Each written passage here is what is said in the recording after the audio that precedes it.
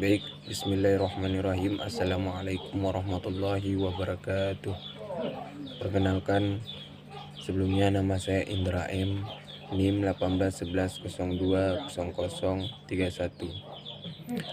Saya dari kelompok 7 yang berjudul makalah saya tentang pelayaran dan perdagangan di kawasan Laut Sau.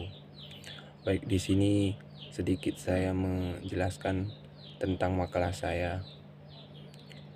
Yang pertama yaitu awal kehadiran armada Portugis dan Belanda di kawasan Laut Sau.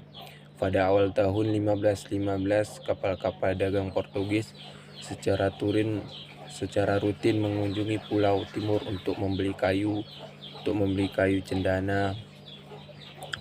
Penduduk timur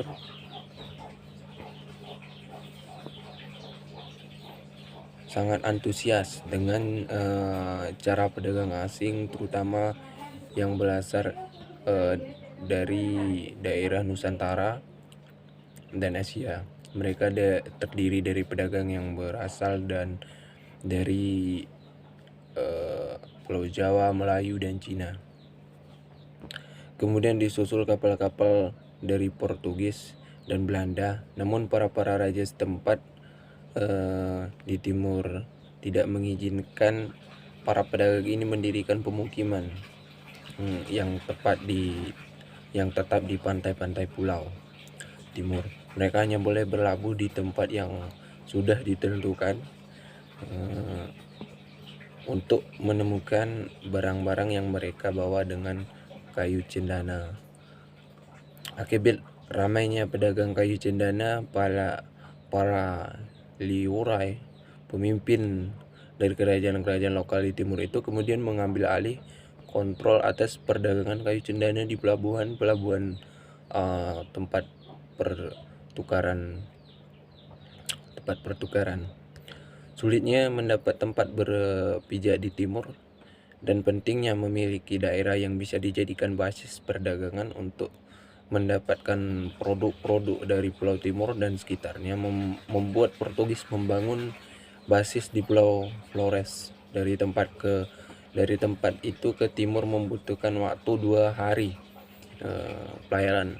Di Pulau Flores mereka membangun 2 pemukiman di tepi pantai yang sangat strategis dan ideal sebagai pusat perdagangan pertama di Teluk Ende di selatan Flores. Jadi di sana Portugis ini membangun benteng pertahanan di karang-karang kecil dekat pantai. Tempat yang kedua adalah di Larantuka dengan teluknya yang tenang karena dilindungi oleh 2 buah pulau kecil, dilindungi 2 pulau kecil. Pulau kecil langsung berhadapan dengan Larantuka adalah Pulau Nora yang terletak hanya 3 km di seberang laut dan 10 km di setelah terletak Pulau Solor. Pelabuhan Larantuka adalah pelabuhan alam yang bagus karena terlindungi dari amukan badai. Daerah sekitar pantainya cukup subur sehingga tanaman jagung yang ditanam oleh orang-orang Portugis tumbuh dengan baik di sana. Ya, dilihat dari sisi pertahanan Larantuka juga sangat baik karena meskipun ada blokade laut, penduduk dapat melintasi pedalaman dan menuju daerah pantai yang lain.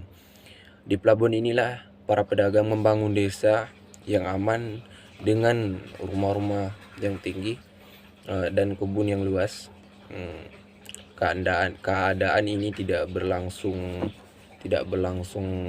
lama karena muncul para bajak laut dari Jawa dan Sulawesi yang menjarah desa-desa di tepi pantai. Musuh yang lain dari Portugis sana adalah kapal-kapal Belanda yang mulai berdatangan sekitar tahun 1600 untuk mencari rempah-rempah dan juga pergi ke selatan Laut Flores untuk mencari kayu cendana tadi. Jadi selain Larantuka, Pelabuhan Solor juga sudah dikenal oleh para pelaut Portugis sejak 1515. Sudah dikenal banyak Mereka singgah di Solor terutama untuk beristirahat sambil menunggu lewatnya badai. Jadi ketika badai itu lewat, mereka beristirahat terlebih dahulu begitu.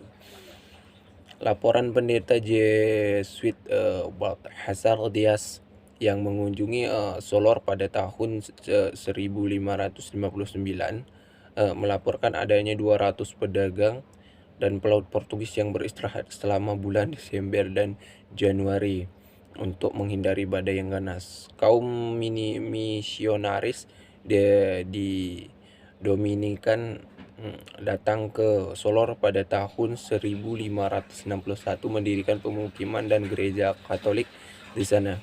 Namun untuk keamanan mereka kemudian membangun benteng, ya,